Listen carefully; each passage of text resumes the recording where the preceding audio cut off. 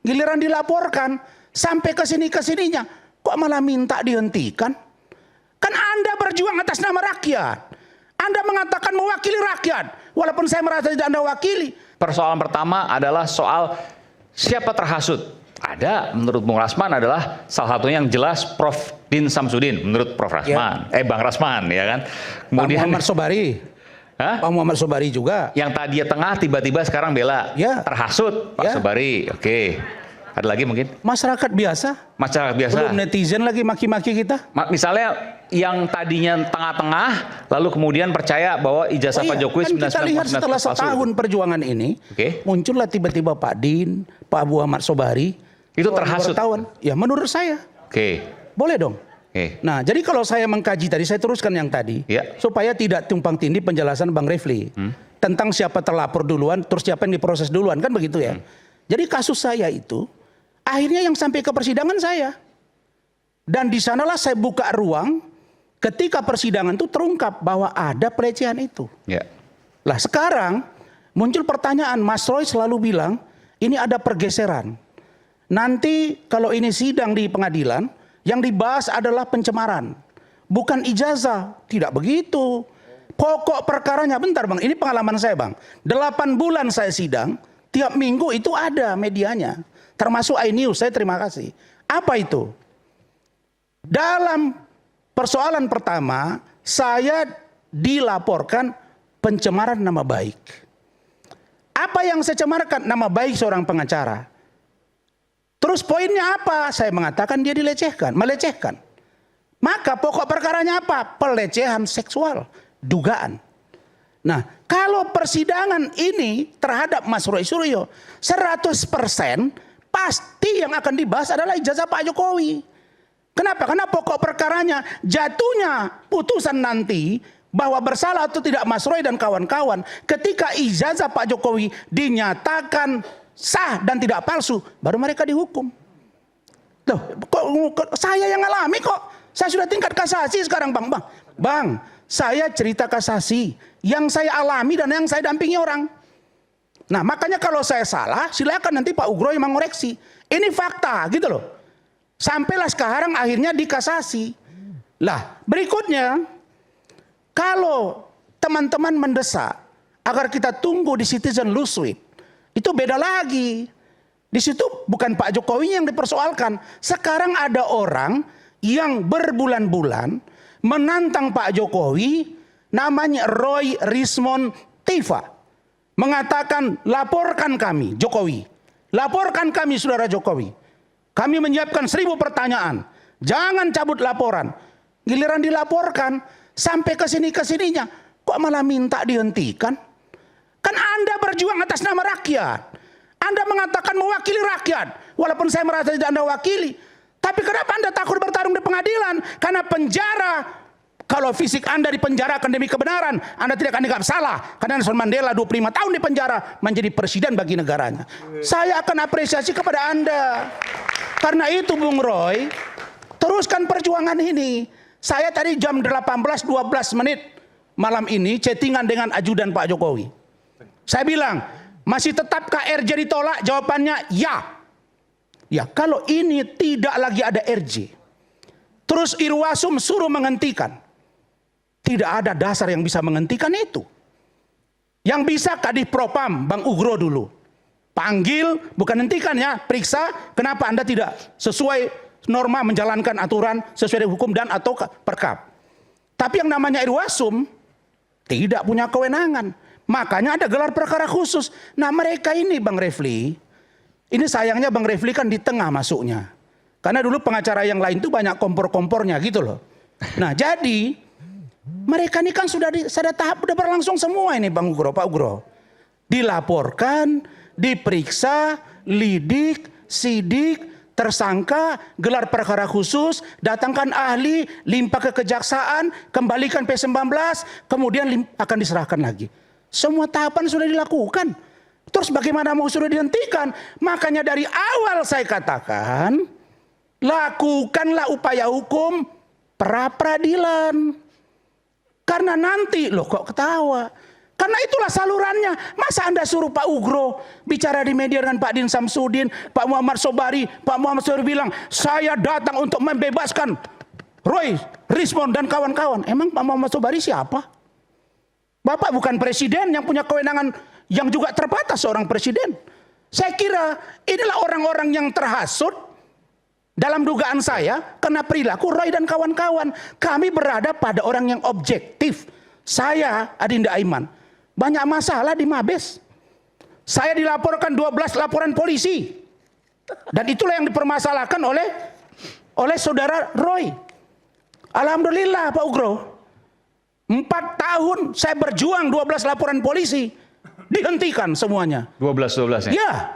Bukan karena Anda bela polisi selalu? Tidak. Loh, ini 2024. Apa urusannya? Itu Juni berhentinya... 2024. Oke. Nih, 12 laporan polisi, ijazah palsu saya dilaporkan. Nah, apa kaitannya Anda mau katakan itu? Saya mau katakan saya dilaporkan ijazah palsu.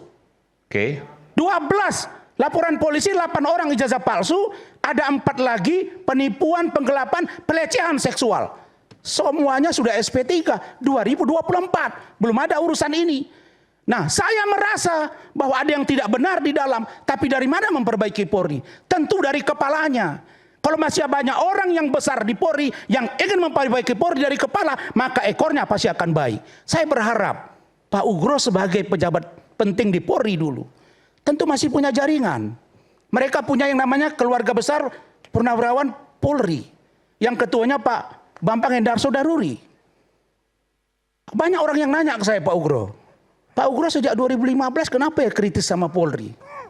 Waktu Pak Ugro jadi Wakapolri, ada kasus Pak Susilo Dwaji. Saya punya rekam jejaknya nih Bang. Mohon maafin ya Bangku. Bahwa waktu Pak Ugro dulu menangani kasus Pak Susilo Dwaji, itu Pak Ugro sempat berbeda pendapat tuh sama Kapolri. Kasusnya tahun 2010, Cicak Buaya. Pak Ugro komplain di situ sebagai Kadif Propam bahwa kenapa Kapolri membentuk tim khusus, sementara tim kami telah bekerja. Kan bagus kalau ini dilakukan secara internal di dalam. Kenapa Pak Ugro sekarang diseret-seret keluar sehingga beliau mengatakan bahwa ini harus dihentikan? Dasarnya apa? Makanya saya berpikir, kan apakah Pak Ugro yang telah pensiun ini sehingga beliau dimanfaatkan untuk menyampaikan sesuatu demi kepentingan orang lain? Karena Pak Ugro tidak pernah dibenci oleh petinggi Polri. Mohon maaf Pak Ugro, ini abang saya sudah tahu beliau sejak beliau Kapolda. Terorisme dia turun langsung ngejar ini di Amparan Perak, ditangkap di sungai. Betul nggak Bang? Saya ingat itu. Anak beliau sekarang Kapolres. Tidak ada. Kapolri dan jajaran tidak benci kepada Pak Ugro. Cuma saya sentuh malam ini Bang. Kasihan Polri Bang. Kami yang orang sipil mau bela Polri dan Pak Jokowi. Kenapa Abang tidak? Tolong sampaikan apa yang berat di Polri hari ini sehingga Polri harus diperbaiki. Boleh dong. Kalian ini ya. Saya hanya mau katakan satu. Sebentar. Mau enggak sebentar. Ini maksudnya apa? Kami bela Polri dan Pak Jokowi. Ya. Kenapa Pak Ugro nggak bela Polri dan Pak Jokowi? Ya. Relevansi di mana? Karena menurut saya Polri hari ini seperti diobok-obok oleh segelintir orang. Loh, kenapa? Boleh dong saya berpikir begitu. Sasaran politiknya ada Gibran. Pak Ugro misalnya. Memang ya di obok-obok segelintir. Sebentar. Yang Solo itu ngobok. Sebentar. Bukan, saya tidak malu-malu bahwa saya mendukung Pak Jokowi dan Gibran. Emang kenapa? Kalau kalian mengatakan ijazah Pak Jokowi 99% juga tidak apa-apa. Kalau ada. Tadi Abang mengatakan bahwa kenapa Pak Ugro tidak seperti Abang? Ya.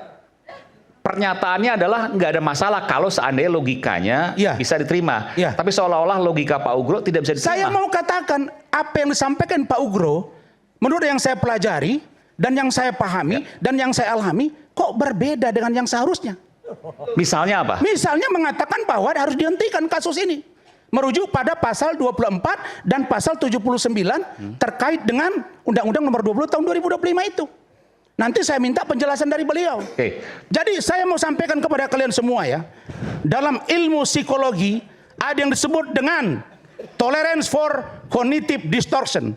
Artinya orang dengan kecerdasan tinggi sulit mentoleransi kebohongan, alasan yang palsu, dan logika yang lemah. Otak mereka terbiasa berpikir efisien dan langsung. Mereka tidak suka memotong orang berbicara dan drama-drama. Karena itulah semakin tinggi kecerdasan seseorang, semakin menusuk kata-katanya. Itulah orang yang intelek. Loh, saya pakai ilmuwan, bos. Iya, jelek-jelek begini dokter juga dari luar negeri.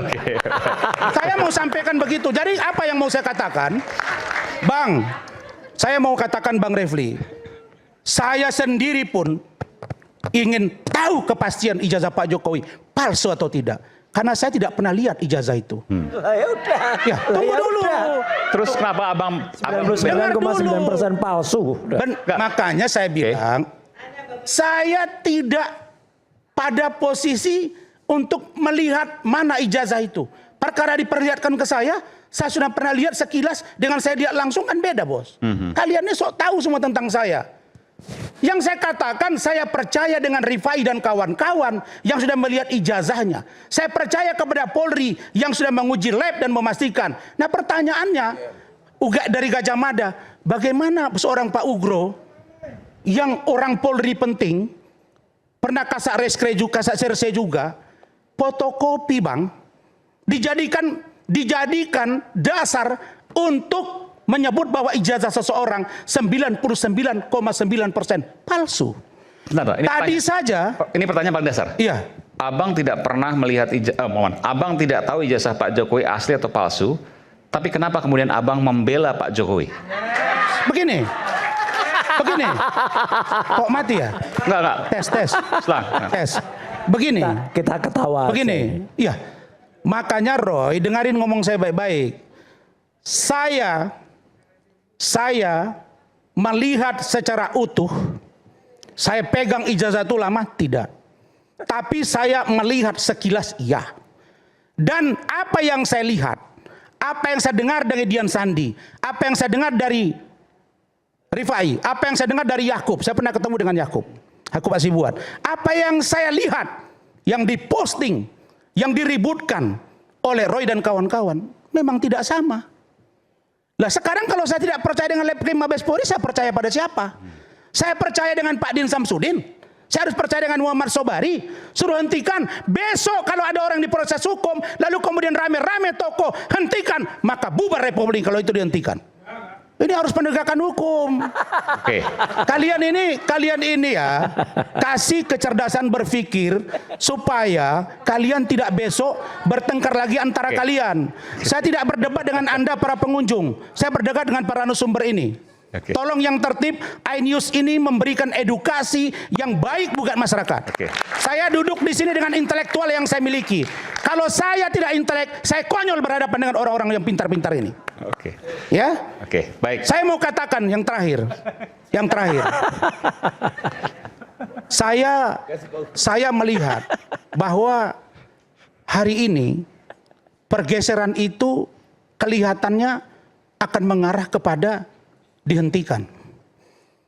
Dalam bahasa saya, ada di kampung saya di Singkuang sana tadi WA saya, Bang, kenapa nggak bilang aja, ya udahlah, hentikan saja sama dengan RJ. Saya menafsirkan ini takut diproses di pengadilan, takut di penjara, dan malu-malu untuk minta maaf kepada Jokowi. Itu pikiran saya. Oke, baik. Kita berikan nggak jelas ini. Ini penting ya. Saya klarifikasi. Ke Pak Ugro ya. Silakan. Panjang sekali ini Adinda Rasman ini ya. Saking panjangnya kita nggak tahu nih dia ini mau ngomong apa sesungguhnya. Bukan, saya menghadapi abang bang. Tentu saya pakai konsep bang. Ada beberapa hal yang ingin saya sampaikan. Ya. Satu, terhasut. Ini bahasa politik atau bahasa hukum? Kalau kita bicara tentang bahasa hukum, saya sudah jelaskan. Pasal 160 itu memang dikenakan pada klaster 1. Tapi proses penghasutan itu tidak seperti yang Anda katakan. Kalau misalnya dia terhasut, ya tadi bakar dia rumah. Masa terhasut kok tiba-tiba hati nuraninya tergerak untuk menjadi ahli RRT terhasut, gimana? Itu kan bukan ukuran hukum, itu ukuran perasaan, kan begitu. Kita kan pakai ukuran hukum dong. Jadi nggak ada yang namanya penghasutan terhadap Ugroseno, penghasutan terhadap Sobari, penghasutan terhadap Din Samsudin. Itu melecehkan namanya, bayangkan. Mereka ini kan orang-orang hebat, begawan yang kita hadirkan. Jadi, bedanya adalah kalau terhasut itu Itu terhasut itu orang yang bakar rumah tadi itu baru terhasut. Tidak begitu juga dong. Saya tadi tidak Masa potong. bentar Bang. Kalau terhasut dengan saya tidak Ya potong sudah, Anda Abang ngomong. Silakan Bang. Ya. kalau Abang silakan, nanti saya jawab. Tanya, supaya saya perlu mendalami supaya publik juga tahu. Ya.